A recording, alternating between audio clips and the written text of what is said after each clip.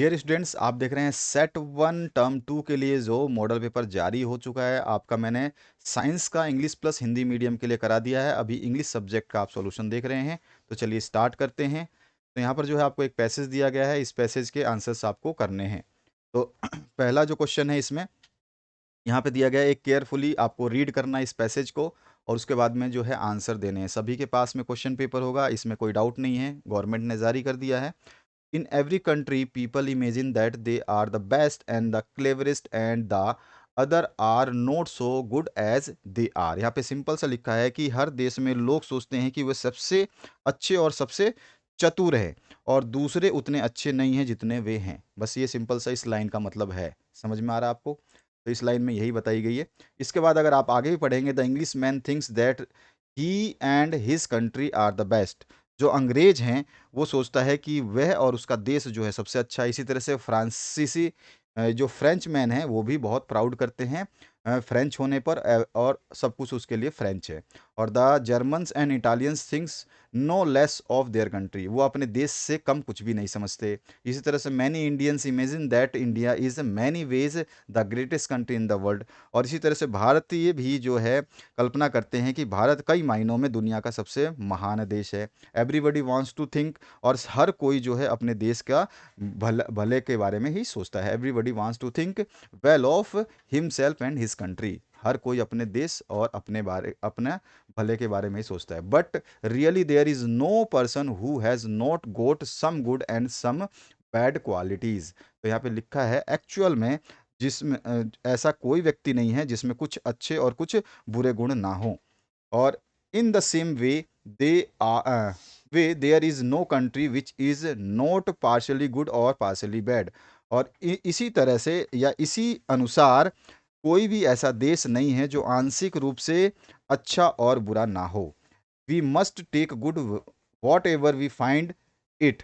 और जैसा भी हमें मिलता है उसको हम उसी तरह से उसमें से जो हम क्या लेंगे, मस्ट टेक गुड, जो अच्छा है उसमें से वो ले लेंगे। And try to remove the bad whether it may be, और जो उसमें बुराइयां हैं उसको हटाने की या कम करने की कोशिश करेंगे। तो इस तरह से ये पैसेज है। पैसेज तो आपको देख के समझ में आ गया, आसान सा पैसेज है, बहुत प्यारा सा पैसेज है कंट्री के बारे में और सबके राय के बारे में। यहाँ पहला क्वेश्चन जो पूछा गया है, what do people think in every country. तो यहाँ पूछा गया हर देश में लोग क्या सोचते हैं। तो अभी अभी हमने ऊपर जो पढ़ा था, यहाँ पे देखिए, इसको जो ये कलर है आप देख रहे हैं, ये आपका स्काई कलर, इसी कलर से मैंने यहाँ पे आंसर को हाईलाइट किया है। In every country people imagine that they are the best and the cleverest and the other are not so good as they are. तो यहाँ पर भी वही बात कही है कि हर देश में लोग सोचते हैं कि वे सबसे अच्छे और चतुर है और दूसरे उतने अच्छे नहीं हैं जितना वे हैं। तो यही क्वेश्चन पूछा गया, what do people think in every country. हर देश में लोग क्या सोचते हैं। दूसरा जो क्वेश्चन है इसमें पूछा गया, what do many Indians imagine. तो यहाँ पे पूछा गया है कि जो है भारतीय क्या कल्पना करते हैं, या हर भारतीय क्या कल्पना करता है। What do many Indians imagines. तो यहाँ पे अभी हमने सेकंड लाइन में मैंने आपको नीचे पैराग्राफ के बताया था, many Indians imagine that India is in many ways the greatest country in the world. जो कि है भारत जो है कई मायनों में दुनिया का सबसे महान देश है, ये भारतीय कल्पना करते हैं, इमेजिन करते हैं। ठीक है, इस तरह से आपका सेकंड का आंसर हो जाएगा। मैंने कलर कर दिया, सेकंड का आंसर जो है ग्रीन कलर में आप देख रहे हैं, हाईलाइटेड है। इसके बाद जो है रेड कलर में आंसर जो आपको अभी दिखाई देगा, व्हाट मस्ट वी डू। तो हमें क्या करना चाहिए, तो we must take good whether we find it. जहाँ से हमें अच्छा मिले हमें उसको ले लेना चाहिए। And try to remove the bad whether it may be. और हमें ट्राई करना चाहिए, हमें कोशिश करनी चाहिए, उसमें अगर कोई कमियां हैं, कुछ बुराइयां हैं, तो उसको हम क्या करें, रिमूव कर दें, छोड़ दें, हटा दें। तो इस तरह से 3 क्वेश्चंस के आंसर आपने देख लिए। पैसेज में डायरेक्ट आंसर्स दिए गए हैं, इसमें बोलने की जरूरत नहीं है। तो ये आंसर तो आपका थर्ड क्वेश्चन का है, ये वाला आंसर आपका सेकंड क्वेश्चन का है, और ये फर्स्ट वाला जो ऊपर सही है, जो स्काई कलर की है, ये आपका आंसर है फर्स्ट क्वेश्चन का। तो फर्स्ट सेकंड थर्ड का आंसर हो गया। अब आते हैं फोर्थ क्वेश्चन पे, what does a men possess. तो यहाँ पे पूछा गया है कि मेन पॉजेस यानी कि जो है एक आदमी के पास क्या है। तो a man possess some good and some bad qualities, यानी कि एक आदमी के पास क्या है, अच्छा भी है और बुरा भी है, दोनों चीजें हैं। ठीक है ना, यहाँ पे लाइन लिखी गई है। भले ही ये क्वेश्चन थोड़ा सा घुमा के पूछा गया है क्या पोजेसेस है, but really there is no person who has not got some good and some bad qualities. तो यहाँ पे क्या लिख देंगे हम, a man possesses some good and some bad qualities. इसके बाद में है पांचवा जो क्वेश्चन, उसको देखिए। पांचवे में आपसे एंटोनियम पूछा गया, यानी कि उल्टा अपोजिट वर्ड पूछा है। रोस्ट जो होता है, रोस्ट मतलब होता है, वॉस्ट भी बोलते हैं, बहुत ही बेकार होता है, बहुत ही बेकार। और बेकार का क्या होगा, अच्छा आंसर गुड होगा। तो यहाँ पे हमको गुड जो है आपको मिल जाएगा। इस पैसेज में देखने को कई बार गुड दिखे देखने को मिलेगा, तो उस गुड को आप लिख देंगे। फ्यू मतलब होता है बहुत कम, और इसका अपोजिट हो जाएगा फ्यू का बहुत सारा, यानी कि मैनी। ठीक है, तो यहाँ पे मैनी भी लिखा हुआ है। तो इस तरह से इन दोनों का अपोजिट वर्ड्स एंटोनियम लिखने थे। अब इसके बाद में आपका छठा जो क्वेश्चन है, make sentence which give with the given words. यहाँ पे दो वर्ड्स दिए गए, एक प्राउड दिया गया है, एक कंट्री दिया गया है। आप दोनों से एक एक वर्ड बनाएंगे। जरूरी नहीं है कि आप पैसेज में से वर्ड बनाएं। हमेशा जब वर्ड पूछे, किसी भी वर्ड को आपसे एक वर्ड दिया हो और उससे सेंटेंस बनाने को बोले, तो पैसेज से ना बनाएं। पैसेज से बनाने में रिस्क है, एग्जामिनर की मर्जी है, वो नंबर काट सकता है। तो प्राउड का आप कुछ भी लिख सकते हैं, I proud to be an Indian हैं, और फिर आप लिख सकते हैं आई प्राउड माई पेरेंट्स। ठीक है ना, इस तरह से आप कुछ भी वर्ड्स बना सकते हैं। इसी तरह से कंट्री के लिए बना सकते हैं, I love my country beyond my life, या सिंपली आप I love my country very much, इस तरह से भी लिख सकते हैं। कुछ भी आप एक सिंपल सा वर्ड्स जो आपको आसानी से बन पाए वो बना देना। सातवां जो क्वेश्चन है, give suitable title for the given passage. अब ये पैसेज जो आपने पढ़ा है, इसमें क्या दिया गया है, good and bad in a country क्या क्या हो सकते हैं वो बताया गया है ना। तो यहाँ पे good and bad in a country जो है, इसका सुटेबल जो है टाइटल हो जाएगा। अगला जो क्वेश्चन है उसकी बात करते हैं। यहाँ पे आज सोचा है सेक्शन बी राइटिंग, और 10 मार्क्स देगा आपको। कोई भी आपको दो ही अटेम्प्ट करना है इसमें से। तो यहाँ पे जो आठवां क्वेश्चन है, write an application to the head master of your school requesting him to provide computer learning facility in your school.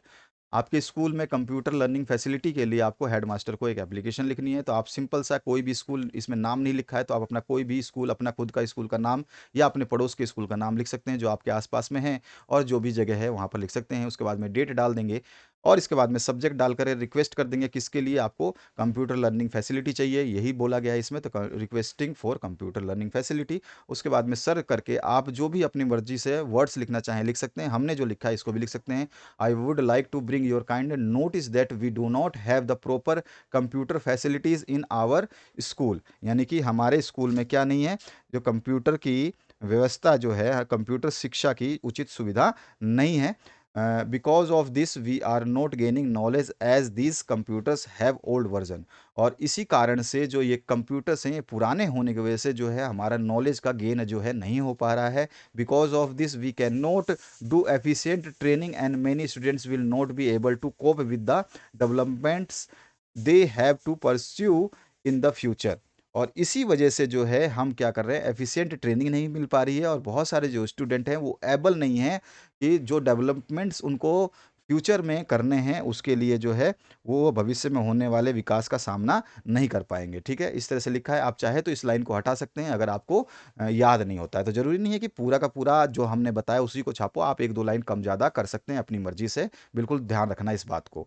और there should be trained person, ये जो पर्सनल होता है ये कर्मचारी होते हैं। तो there should be trained personal required in labs and computers are nowadays an important thing in our daily life. जो है कि आजकल कंप्यूटर का महत्व इतना मतलब है कि वहाँ पे कर्मचारियों की या कर्मियों की आवश्यकता है, जो आजकल कंप्यूटर क्योंकि वो इम्पोर्टेंट थिंग हो चुका है डेली लाइफ में। और I therefore request you to make availability of the facility of the computers for the students। और छात्रों के लिए मैं आपसे आग्रह करूंगा कि इसकी व्यवस्था जरूर करवाएं। इस तरह से आप जो है एक लिख करके, ओबिडेंटली लिख करके अपना नाम जो भी आप देना चाहें दे सकते हैं। तो इस तरह का मैं आपको एप्लीकेशन लिखना है। इसमें से एक दो लाइनें आप कम ज़्यादा जो भी आपको याद नहीं होती उसको कम कर दें, कोई इशू नहीं होगा, पूरे नंबर मिल जाएंगे। अगला क्वेश्चन की बात करें, यहाँ पर write a letter to your friend inviting him to spend summer vacations with you. और तो आपको लेटर लिखना है, अपने दोस्त को इनवाइट करना है कि आ जाए भैया, गर्मी की छुट्टियां आपके साथ बिताए। बस ये चीज़ आपसे पूछी गई है। तो सबसे पहले आपको करना क्या है, जब भी लेटर लिखना हो, किसी को भी लेटर लिखे, सबसे पहले तो आपका एड्रेस आएगा जहाँ से भी आप लेटर लिख रहे हैं। तो इस तरह से मैंने कोई भी अपना एक एड्रेस डाल दिया। सपोज करिए मैंने रांची पालिका रोड का डाल दिया बी, और हाउस नंबर B99 बता दिया, और कौन सी डेट को लिख रहा हूँ ये डेट भी मैंने डाल दी। उसके बाद मैं जिस दोस्त को लेटर लिख रहा हूँ उस दोस्त का नाम लिख दूंगा। और उसके बाद मैं उसको इन्वाइट करूंगा कि समर वेकेशन मेरे साथ बिताने के लिए आ जाओ। अब उससे आग्रह कैसे करूंगा, I am very glad to know that Your school has closed for the summer vacations and our summer vacations has already started. मुझे जानकर अति हर्ष हुआ कि हमारे जो समर वेकेशंस हैं वो आपकी छुट्टियां समर वेकेशंस की पड़ चुकी हैं और हमारी पहले से ही हैं। इस तरह से हम लिख देंगे और इसके बाद में और भी आगे लिखना चाहेंगे तो अपनी तरह से बना सकते हैं। I think you are the same condition. और जो है हम आप मैं सोच रहा हूँ कि आप भी मतलब जो है इसी तरह होंगे। So I have written this letter to invite you to spend your vacation with me in Shimla. तो शिमला में आप इनवाइट कर रहे हैं कि आ जाओ और हमारे साथ शिमला में ये छुट्टियां बिताओ। Let us enjoy the vacations together. और जो है ये इस वेकेशन का, इस जो छुट्टियों का जो है हम आनंद एक साथ या मतलब एक दूसरे के साथ लेंगे। तो come up without any delay, किसी भी देरी किए बिना जल्द से जल्द आ जाओ। There we will bath swim and fish in the river boat. तो इस तरह से हम क्या है, वहाँ पर आप आओगे मतलब तुम आओगे तो हम वहाँ नहाएंगे, स्विम करेंगे और रिवर बोट में जो है मछलियाँ भी पकड़ेंगे। Assure you that this will be an enjoyable experience for you. और मैं ये विश्वास दिलाता हूँ कि ये आपके लिए एक बहुत अच्छा जो है वो एक्सपीरियंस होने वाला है। I think you will over my request, you will overcome my request. इस तरह से आप लिख सकते हैं। I am waiting for you, give give my wishes to your parents. अपने माता पिता को मेरा जो है सादर प्रणाम या जो भी मेरी आग्रह को वहाँ पर भेजो। इस तरह से है, आपका सिंपल सा है, जो भी आपने लेटर्स पढ़े हैं स्कूल में बताया गया इसी तरह से लिखना है। बस थोड़ा सा ध्यान रखना है कि आप जब लिखते हैं तो उसका मीनिंगफुल सेंटेंस बने और ज़्यादा नहीं लिखना होता है, ठीक है। तो इस तरह से आपका ये आंसर हो जाएगा। आप चाहें तो इस वीडियो को पॉज करके देख सकते हैं। 10वें क्वेश्चन की बात करें, राइट करना एक पैराग्राफ, इंपॉर्टेंस ऑफ टाइम और वैल्यू ऑफ गेम्स। अभी 10th क्लास में भी जब मैंने करवाया था तो ये दोनों को दोनों सेम टू सेम ऐसा ही आया था, तो आपको ध्यान रखना है। और इसके बारे में, इंपॉर्टेंस ऑफ टाइम के बारे में, आप जानते हैं कि टाइम जो है क्या है, सबसे ज़्यादा इंपॉर्टेंट है। अगर ये निकल गया तो कुछ भी नहीं बचेगा। तो इस तरह से ये पैसेज लिखा गया। आप चाहे तो इसको पढ़ सकते हैं, हिंदी में भी ट्रांसलेट कर सकते हैं। सिंपलेस्ट वर्ड को यूज़ किया गया है तो आपको ज़्यादा टेंशन नहीं होगी। अगर आप एक बार पढ़ते हैं तो आपको याद हो जाएगा।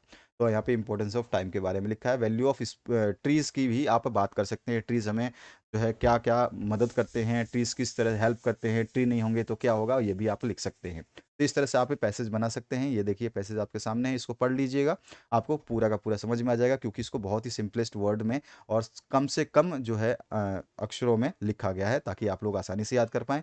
2-4 लाइनें अपनी तरफ से जोड़ सकते हैं, कम कर सकते हैं, इसमें आपको घबराने की आवश्यकता नहीं है कि जो चीज़ दे दिया उसको रटना ज़रूरी नहीं होता है। इसके बाद में आपका नेक्स्ट जो सेक्शन है ये 20 नंबर देगा आपको, लिटरेचर से आ चुका है। यहाँ पर एक छोटी सी पंक्ति दी गई है स्टैंजा की, इसको पढ़ने के बाद में आपको प्रश्नों के उत्तर देना है। पहला पूछा गया है प्रश्न, ये तीनों लाइनें पढ़ लेंगे तो आपको समझ में आ जाएगा कि कौन से चैप्टर से लिया गया है। Name the poem from where this extract has been taken. तो नो मैन आर फॉरेन से लिया गया है ये पोएम, आपने पढ़ते ही आपको याद आ गया होगा। और रिटन जो ये पोएम है किसके द्वारा रिटन की गई है, रिटन दिस लाइंस, तो ये जेम्स किरकप के द्वारा रिटन की गई है। आपको सभी पोएम्स के या सभी चैप्टर्स के राइटर्स के नाम याद अच्छी तरीके से होने चाहिए, तभी जाके आपका जो एग्ज़ाम बेहतरीन हो पाएगा। और चूज करना है word from the stanza which means pollute. Pollute का मतलब क्या होता है, आपको गंदा करना, यानी कि उसमें मिलावट होना। इसी तरह से डिफाइल भी हो जाता है, तो ये डिफाइल जो है इसका सिनोनियम हो जाएगा, यानी कि सेम मीनिंग हो जाएगी। इसके बाद जो नेक्स्ट आपका क्वेश्चन है उसको देख लेते हैं। तो यहाँ पर जो ये रहा, रीड करना एक्सट्रैक्ट। अब यहाँ पे तो एक स्टैंजा दिया था, कविता सी दी थी, अभी आपको जो है छोटा सा एक पैसेज दिया है। माई फादर, यहाँ पर जो देख रहे हो आप, ये वाला देखते ही आपको पता चल गया होगा जैनुल आबिदीन जो कलाम के फादर थे उसके बारे में है। तो who is the speaker in the above lines, तो अब्दुल कलाम जो स्पीकर है। और who did not have formal education, तो फादर ऑफ कलाम्स जो है जिनका नाम था जैनुद्दीन, तो इन्होंने जो है फॉर्मल एजुकेशन नहीं ली थी। और choose a word which means inborn. Inborn मतलब जन्मजात, और वो होता है इनेट। इनेट भी आपका जन्मजात होता है, ठीक है। तो यहाँ पर जो है हमने इसका वर्ड आप निकाल सकते हो, इसमें भी लिखा हुआ है, इसमें भी लिखा हुआ है, ठीक है। तो यहाँ पे हमने लिख दिया है, आप आसानी से देख सकते हैं। इसके बाद आते हैं नेक्स्ट आपके क्वेश्चन की तरफ। क्वेश्चन नंबर 13 देखिए। 13 में आपसे क्या पूछा गया है, सिंपली आपसे जो पूछा गया है, can a simple jab of the knife kill a tree, why not. तो यहाँ पर आपको इसका आंसर सिंपली बता देना है, क्या ऐसा हो सकता है, अगर ऐसा नहीं हो सकता है तो क्यों नहीं। तो हम आंसर कुछ इस तरह से लिखते हैं, no a simple jab of knife does not have the ability to kill the tree.